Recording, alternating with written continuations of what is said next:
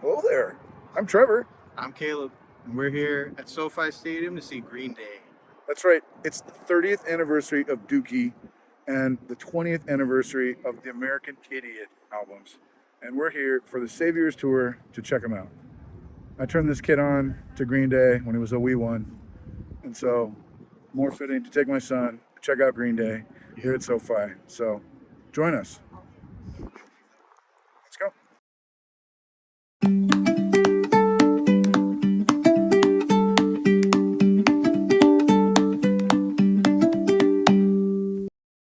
Welcome to the 30-year anniversary of Dookie!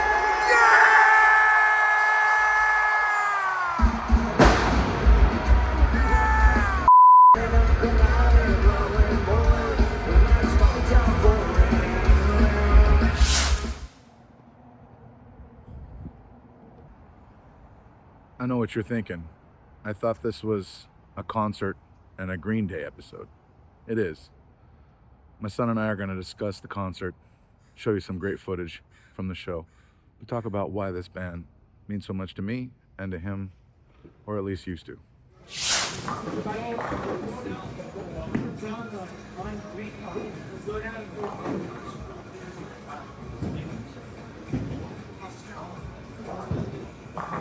What'd you think of Green Day pulling off Stadium Rock? It was really cool because I'd never seen them live. I'd only ever watched. I remember I had the Bullet in the Bible tour DVD, and I watched that like religiously as a kid. So I saw that, and in that they were doing like pretty big concerts. So I always saw them as that. But yeah, it was really cool being there. All the inflatables they had, the whole experience, all the trying to think of like what's it called? I mean, Pyrotechnics. Yeah, pyrotechnic. I don't know, just like the memory moments. I'm thinking, like there's the point where it's like everybody gets on their phone lights and stuff, and then there's the inflatable plane flying around, and all these cool things that happen. It's like things that you see on TikTok, or like things that's like, you're like, oh, I remember that from the concert. The moments, yeah. Yeah, the moments. Yeah. A lot of really cool moments in the concert. They did really good at that. That's true. It's that time of year.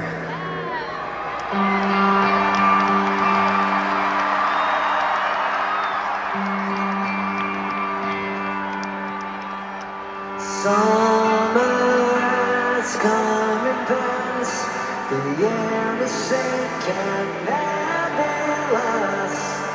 Wake me up when September ends.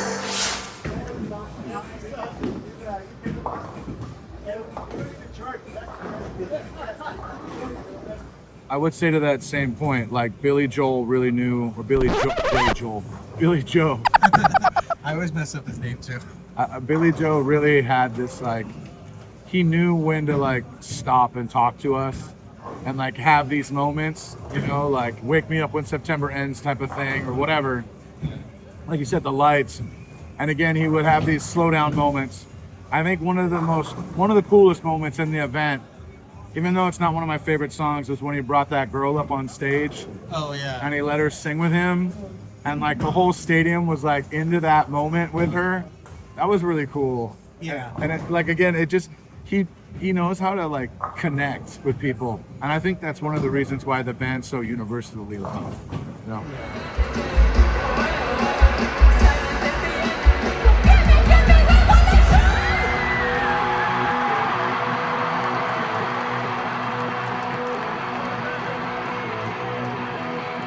One, two, three, four. I want to see everybody all the way to the top. Jumping to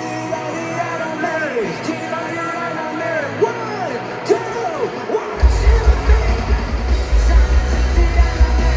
I got your righteousness around me.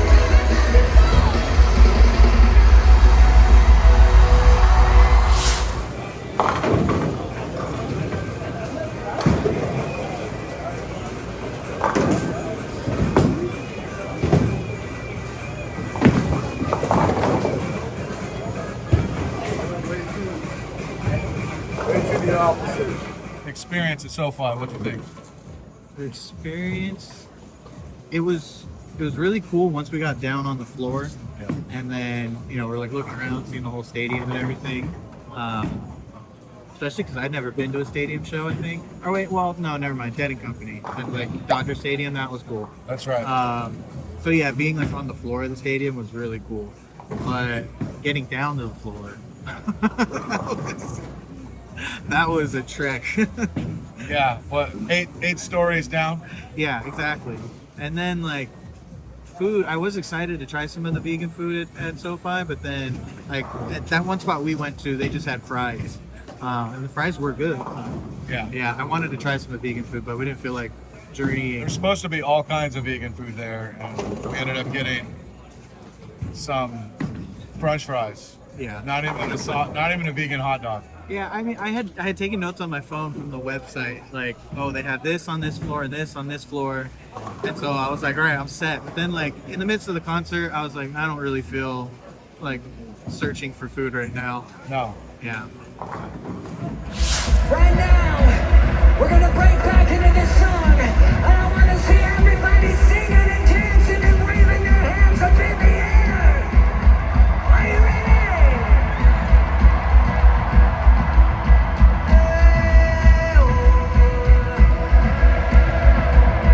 Where will all the martyrs go when the virus kills itself? And where will we all go when it's too late? I think you're absolutely right in the fact that, like, as you being vegan and I wanted to provide you with vegan food, I was excited that the floor supposedly had more vegan options, yet we couldn't find any of them. And in the middle of a huge rock concert, who wants to go searching for vegan food? Yeah. We just wanted to watch the concert at that point. And we spent our like early time helping out our friend that got us the tickets. Yeah. So we weren't even worried about like we didn't go with the intention of food at that point. So yeah, food was kind of a wash at SoFi. And I think that's the one big negative I've heard from everybody at that venue is their food is mid to whatever. And it's just, I guess, trying to find it plays a role. The stadium's not easily accessible, you know? It's huge. Yeah. It's kind of it's weird to get around. It's hard to navigate. It feels like they want you to go to your area and stay in your area Yeah. and not necessarily like float around a stadium. Yeah. Whereas like I'm used to Angel Stadium that's open, or even Dodger Stadium at times where you feel like you can walk around the stadium and feel like you're in different parts of the stadium. And even like the Rose Bowl, Yeah. I'm like thinking like those are baseball stadiums. Maybe it's just baseball smaller. And I was like, no, even football, like at the Rose Bowl, it's not that crazy there. Right. They Yeah. don't have a bunch of different levels. Yeah, we would walk around. Same.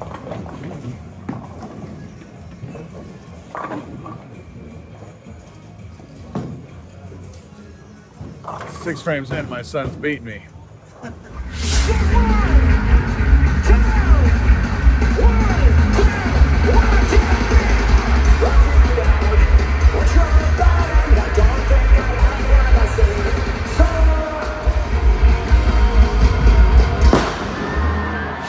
What do you like about Green Day when you were a kid?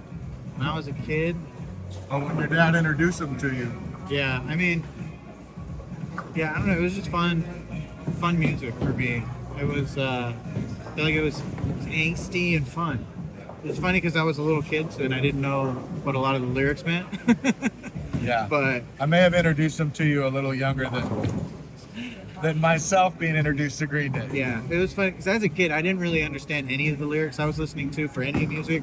But like, there were some songs where I feel like I listened to it enough, and then eventually I was like, "What is he talking about?" You know? I was like, "Wait a minute." Like in the Brain Stew song, he's like, "Oh, I went to a whore." That part, I was like, "Okay, I know that's a." Yeah.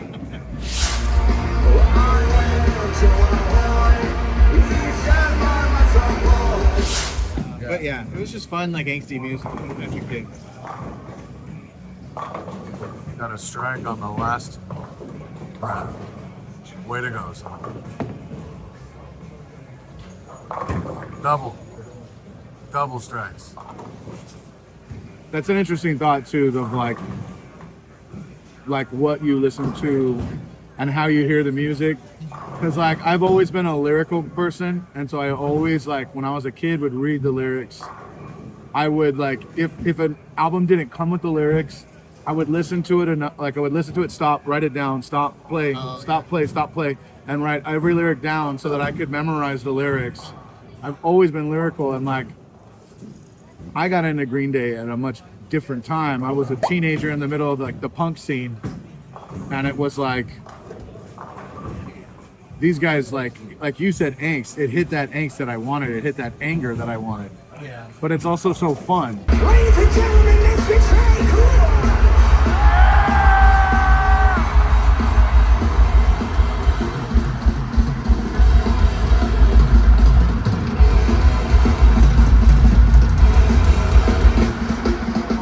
And jovial. Yeah. But then there's songs that like they don't feel jovial when you read the lyrics. Like FOD, like let's nuke the bridge we've torched 2,000 times before. Like that song's literally telling some person, I hate you. You're a piece of I don't want anything to do with you. And let's just burn this bridge. I don't even care. I'm gonna nuke the frickin' bridge. It's crazy. And like me as a young teen, I loved getting in the pit and just like getting all that out. So it's much different contrast Oh yeah. of that. But I think you were a lot younger, like you said, listening to Green Day. Well, I just wasn't very lyrical as a kid either. Like into the lyrics for a lot of songs. Are you I didn't- lyrical now? Now I am more. Now I get more. I look at it and stuff. But yeah, I don't know. I think it's just an audio processing thing for me. Yeah. Are you having fun? Let's do the bridge we truck 2004. Next time we'll blast it all too loud. Game 2 and he's already he's already ahead of me. So not looking good here. When the son does better than his father. Turn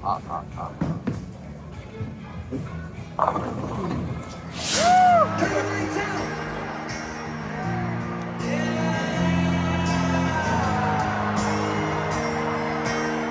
Get 'em up. I walk this empty street on the boulevard of broken dreams. What do you think of as far as SoFi as a concert venue? Is it someplace that you would want to go back to on a regular basis? I mean, it's one of. I mean, this happens in all the LA venues where the traffic situation afterwards is pretty chaotic. Yeah. I guess it's just you deal with it. But I mean, it was a cool venue. I feel like if it was a band worth seeing and the price was okay. That's another thing. I don't know how much our seats would have been. I mean, I'm assuming our seats would have been a lot. Yeah. They were really nice. I mean, basically like 6th row behind the pit. Yeah. So we've had amazing seats. I had quite a few friends that went to the concert, and they all sat in like $50 seats, $70 seats. And in my head, I'm like, even if you were up at the top, I feel like that show was probably still rocking. Oh, yeah. And like, I think so. It kind of depends on the affordability, you know? Yeah. For me, it's like, is it a great concert venue? Not really, but Green Day knew how to rock a stadium. The sound was amazing where we were sitting. I mean, you could feel everything. Yeah. There were like bass booming on my legs at points.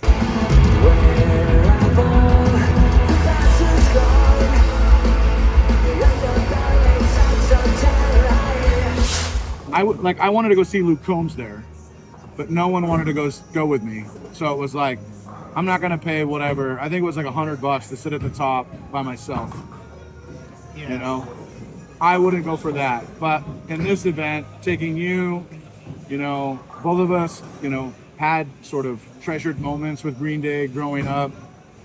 Been around for a long time. The band, 30-year anniversary of Dookie, 20-year anniversary of American Idiot.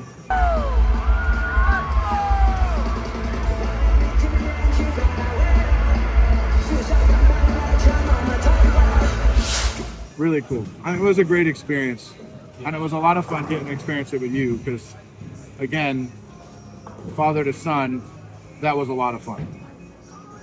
Yeah, absolutely. All right, it's up to him. he could beat his dad 2 times in a row. Let's see.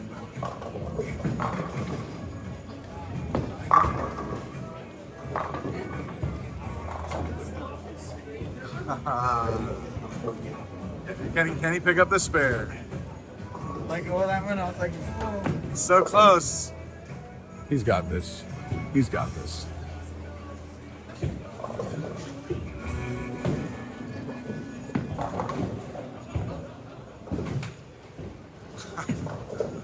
Nope. Damn it. Oh. Well, Messed up with footing and then I that's choked. okay. 1 for 1. I'm okay ending it as a tie. This is not a best of 3 series. We'll play again another time.